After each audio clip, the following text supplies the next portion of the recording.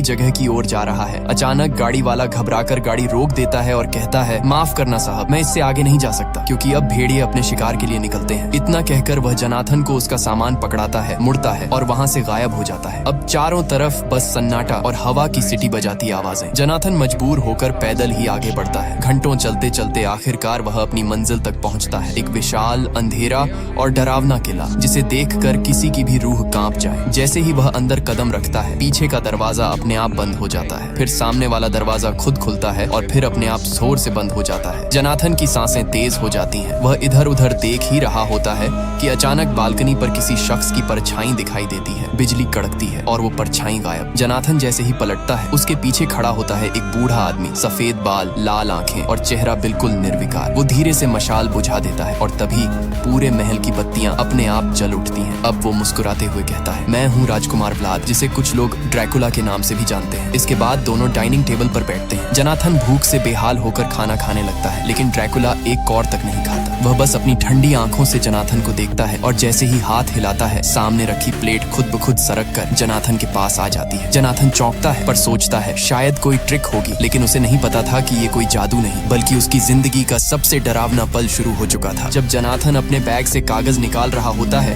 तभी ड्रैकुला की नजर कमरे के कोने में भागते एक छोटे से चूहे पर पड़ती है। वो धीरे से मुस्कुराता है और पल भर में कांटा उठाकर उसे दीवार से भेद देता है। फिर उस चूहे को ऐसे निचोड़ता है जैसे नींबू, और उसका खून प्याले में गिरने लगता है। वो खून को चाटता है ऐसे जैसे किसी और के लिए वो जहर हो, लेकिन उसके लिए अमृत। जनाथन यह सब देखकर सन्न रह जाता है, लेकिन अपने डर को छिपाते हुए कागज आगे बढ़ाता है और कहता है, सरकार चाहती है कि आपकी ये पुरानी हवेली खरीदकर उसे अस्पताल में बदला जाए। तभी उसका बैग जमीन पर गिरता है और उसमें रखा क्रॉस बाहर लुढ़क आता है। ड्रैकुला की नजर उस क्रॉस पर टिक जाती है।